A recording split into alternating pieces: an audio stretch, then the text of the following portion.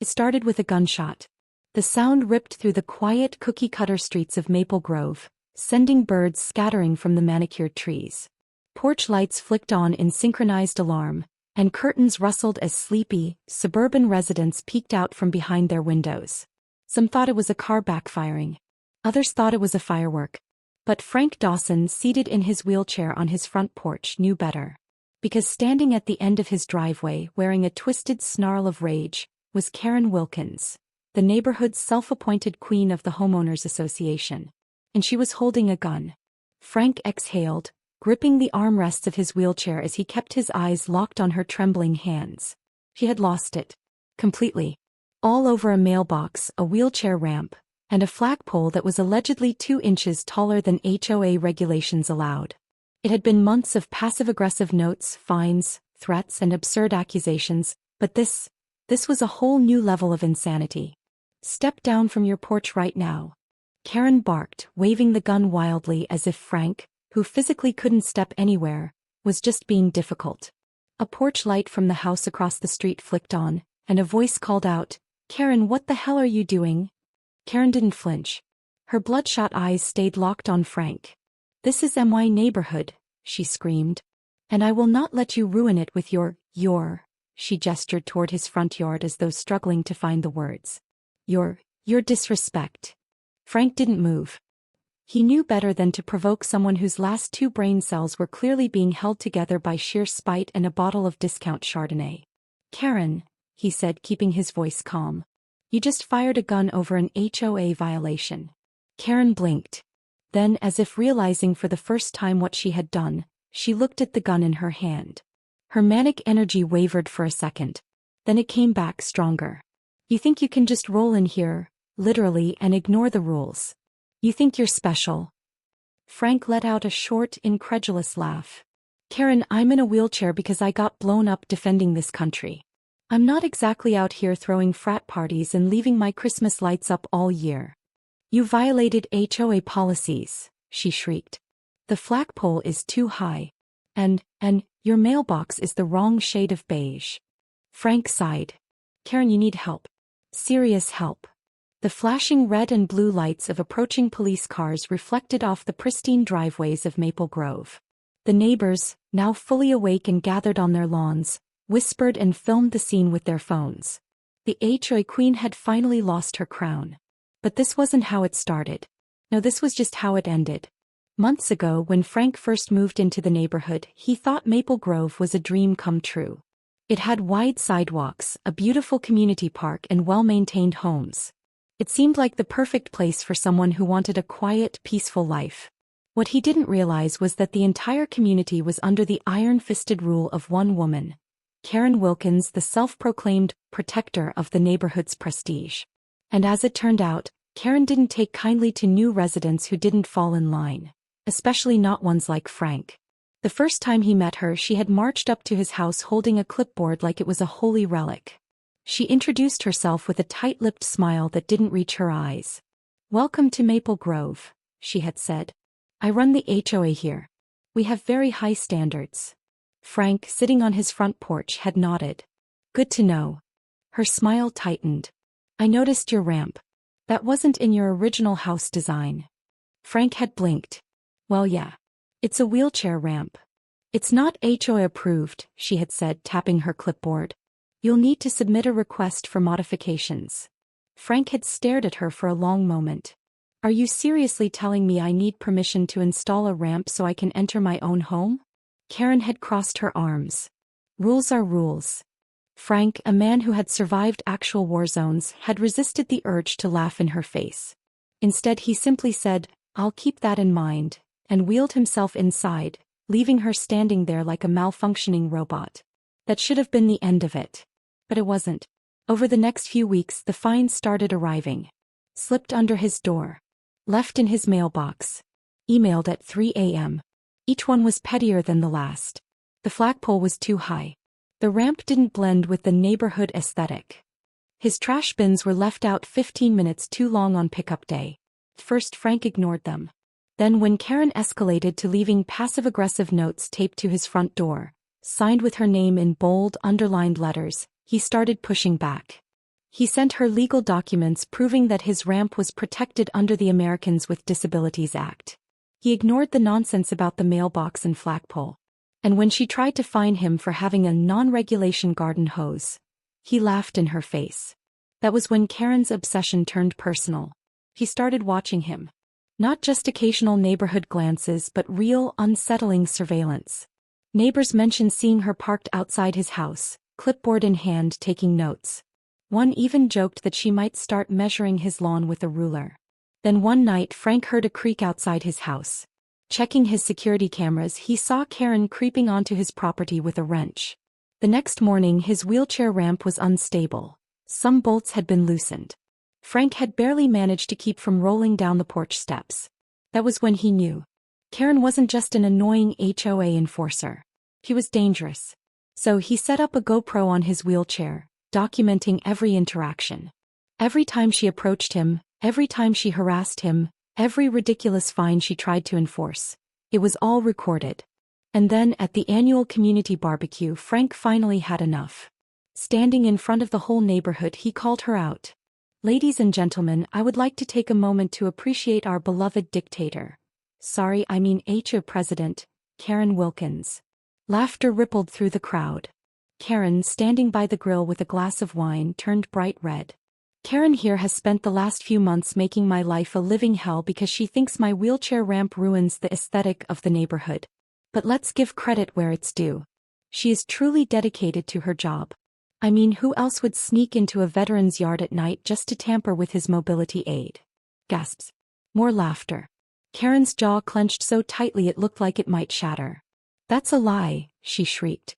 "You're ruining this neighborhood." Frank raised an eyebrow. "Karen, do you know what happens when you tamper with someone's property?" "Because I do. And so does the police department." Silence fell. Karen stormed off, but Frank knew it wasn't over. He had embarrassed her. And people like Karen didn't take embarrassment well. He just didn't expect her to show up at his house with a gun. Now, as the police pulled up to his driveway and Karen stood frozen, realizing she had finally crossed a line she couldn't step back from, Frank exhaled. This wasn't how he imagined his peaceful retirement. But at least it made for one hell of a story. The fallout from the gunshot was immediate. Maple Grove, a place where the biggest concern was usually whether the neighbor's lawn was cut at the exact regulation length, had officially turned into a crime scene.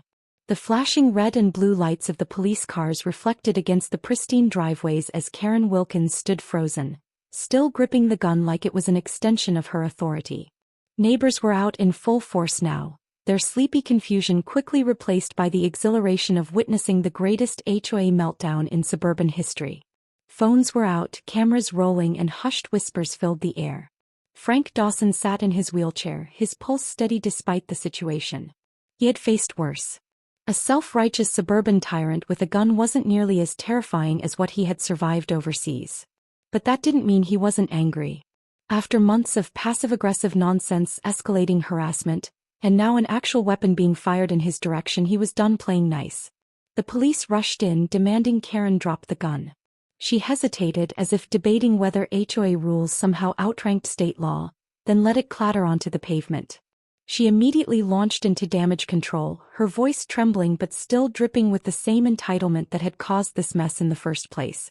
"This is a misunderstanding," she blurted out. I was just trying to protect the neighborhood. He's been violating regulations, disrespecting the HOA. The flagpole, the mailbox, the trash bins." One of the officers, clearly unimpressed, held up a hand. "Ma'am, do you realize you just discharged a firearm over a homeowners association complaint?" Karen's mouth opened but no sound came out. She looked around desperately, searching for support, but the neighbors were still filming, still watching. Nobody came to her defense. Even the handful of people who usually nodded along to her nonsense were shrinking back, pretending they didn't know her. Frank cleared his throat, drawing attention back to him. "She's been harassing me for months," he said evenly. "Vandalizing my property, issuing fake fines, and now, attempted intimidation with a firearm." Karen spun toward him. "You did this," she screeched. "You've been trying to undermine me from the moment you moved in. You disrespected the rules, you made a joke out of me at the barbecue." "You made a joke out of yourself," Frank interrupted. I just pointed it out. The officer sighed and turned back to Karen. Ma'am, we need you to come with us.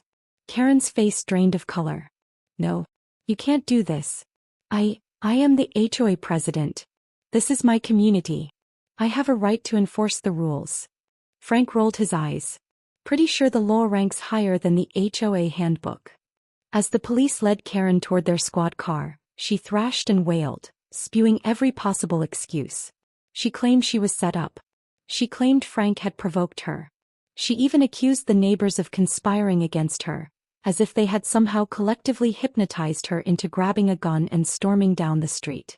When she was finally shoved into the back seat, the silence that followed was almost as loud as the gunshot had been. The neighbors stared at one another, processing what had just happened. The suburban dictatorship of Karen Wilkins had officially crumbled. Frank let out a slow breath.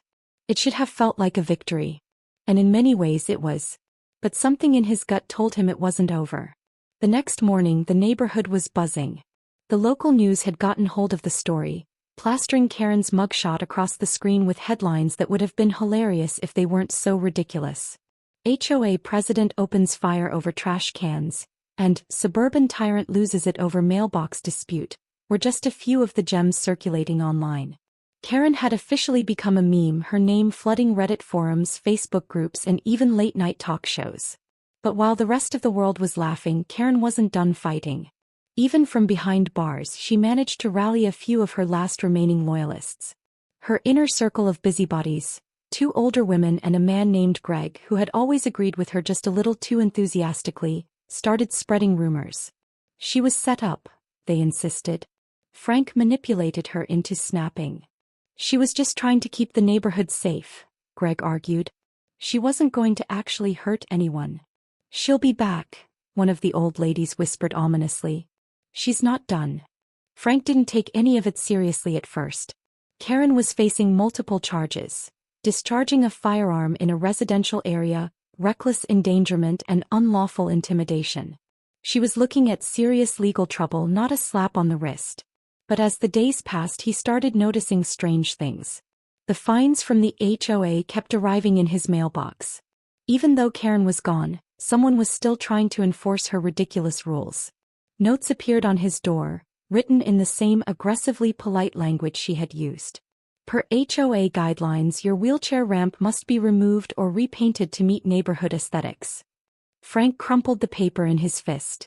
He had thought Karen was the problem. But maybe the problem was bigger than just one woman. A week later, an emergency HOA meeting was called. Frank debated skipping it, but curiosity got the better of him. When he arrived, he was greeted by the sight of Karen's last remaining supporters standing at the front of the room, attempting to regain control. Greg, looking far too eager for someone defending a lunatic, cleared his throat. We, the acting board members, want to address the recent incident involving Mrs. Wilkins. The murmurs in the room were not kind. She tried to kill someone, someone muttered. She lost her mind, another whispered. Greg raised his hands. We understand there were misjudgments. However, this is a reminder that the HOA rules still stand. And in light of recent events, we're considering adding additional security measures to ensure compliance. Frank had to laugh at that. Security? Against what? People daring to have the wrong shade of mailbox. Greg frowned. It's about maintaining order. Frank leaned forward in his wheelchair. Let me be clear. If any of you try to continue the nonsense Karen started, I will personally see to it that this HOA gets investigated for harassment. I have footage. I have documentation. And unlike Karen, I actually know how laws work. Greg paled. The other board members shifted uncomfortably. Then a voice from the back of the room spoke up. I motioned to dissolve the HOA. Heads turned. A man stood up holding a thick binder of paperwork. There's a process for disbanding in HOA. If we get enough votes, we can shut this circus down permanently. Murmurs of agreement rippled through the crowd. Greg's face twisted. You can't do that. The man smirked. Pretty sure the law ranks higher than the HOA handbook. The meeting turned chaotic after that. Neighbors who had lived in silent frustration under Karen's rule for years were suddenly emboldened. Discussions erupted about voting out the entire board, about legal action, about finally getting rid of the ridiculous fines and regulations that had been Karen's obsession. By the time the meeting ended, one thing was clear. Karen's reign of terror was officially over. Frank left the meeting with a rare sense of satisfaction. He had come to this neighborhood looking for peace, and while it had taken a gunshot, an arrest, and an attempted HOA coup, he was finally getting it. As he rolled up his driveway, he noticed a final note taped to his door. Scrawled in hasty, almost desperate handwriting, it read, "You think this is over? But I will be back." Frank shook his head, chuckled to himself, and crumpled the note in his fist. Not if he had anything to say about it. The video of Karen's meltdown spread like wildfire. It wasn't just a neighborhood scandal anymore. It had become a national joke. News outlets picked up the footage, running dramatic reenactments with exaggerated voiceovers. Reddit exploded with memes, dissecting every second of Karen's absurd downfall. People photoshopped her face onto movie posters, turning her into the villain of her own HOA horror film. Late-night comedians took turns mocking her, playing clips of her screeching about flagpoles and trash bins while the audience roared with laughter. Frank sat back in his wheelchair, sipping his coffee as he watched the spectacle unfold on the news. He had spent years in the military witnessing real conflict, real danger. And yet, here he was, the center of a suburban war that had escalated beyond anything he could have predicted. He didn't plan on becoming famous, but apparently standing up to a power-hungry HOA president was enough to make you a household name. The fallout was brutal for Karen. Her job fired her immediately, not wanting to be associated with a woman who pulled a gun over mailbox aesthetics. Her husband, a quiet, exhausted-looking man who had spent years in the background of her tyranny, finally had enough and filed for divorce. Her kids, embarrassed beyond belief, deleted their social media accounts and refused to acknowledge her existence. She was evicted from the house she had once ruled over, the very home where she had dictated every minor detail of her neighbors' lives. The HOA, desperate to salvage what little credibility it had left, formally removed her as president and stripped her of any remaining authority. But Karen wasn't the type to go down quietly. Even as her world crumbled around her, she refused to admit defeat. She posted bizarre rants online, claiming she was the real victim, that she had been set up by an anti-HOA conspiracy.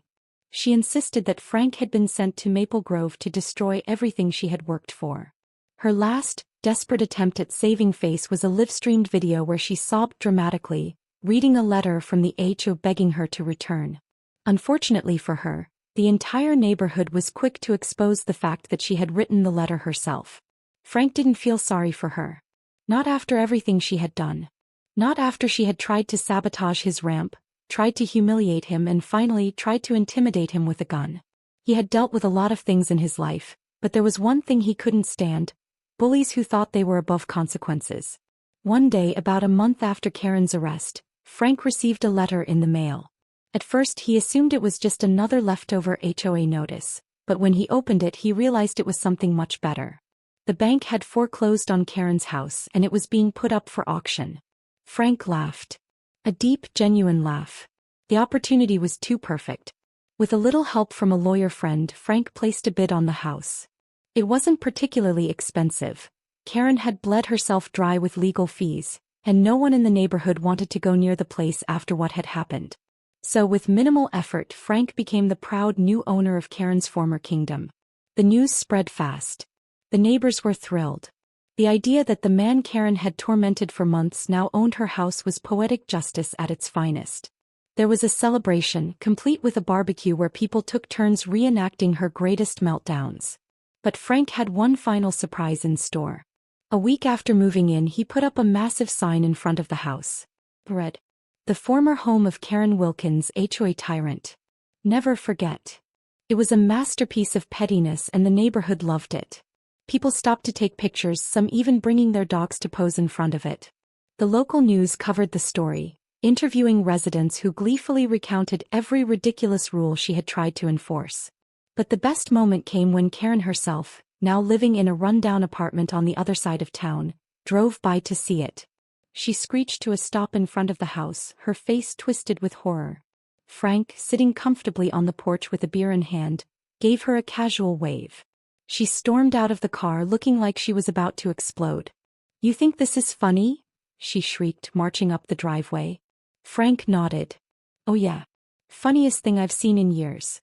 You ruined me, she spat, her hands trembling. I lost everything because of you. Frank's smile faded. He leaned forward slightly in his wheelchair. No, Karen. You lost everything because of you. I just survived it. Karen's mouth opened and closed, but no words came out. She was used to getting the last word, used to controlling every situation. But this time she had nothing. She had already lost. After a long, awkward pause, she turned on her heel and stomped back to her car. Frank watched as she sped away, tires screeching. The neighborhood collectively exhaled. It was finally over. In the following weeks, the HOA itself was officially dissolved. The neighbors, tired of pointless fines and endless restrictions, voted overwhelmingly to shut it down. It turned out that without Karen's iron grip, nobody actually cared about the rules she had once enforced with an iron fist. Trash cans could be left out as long as people wanted. Lawn gnomes made a triumphant return. The mailbox police were officially retired. Maple Grove, for the first time in years, was truly peaceful. Frank enjoyed every moment of it. He had moved to the neighborhood looking for a quiet life, and now he finally had it. He had a community that supported him, a home that was truly his, and best of all, the satisfaction of knowing that the self-proclaimed queen of the HOA had been dethroned for good. One evening, as he sat on his porch watching the sunset, one of his neighbors came up and handed him a beer. You know, the man said, grinning, I still can't believe you actually bought her house. Frank smirked. Best investment I ever made. The neighbor chuckled, raising his bottle in a toast. To the fall of the Maple Grove dictatorship. Frank clinked his bottle against his. And to never dealing with an HOA again. They drank, watching as kids rode their bikes freely, as families chatted without fear of being reported for minor infractions, as the neighborhood finally felt like a home instead of a prison. Frank had faced worse battles in his life. But this one, this suburban war, was one he would never forget. And as he sat back taking in the peaceful evening, he knew one thing for sure. Karen Wilkins would never, ever step foot in Maple Grove again.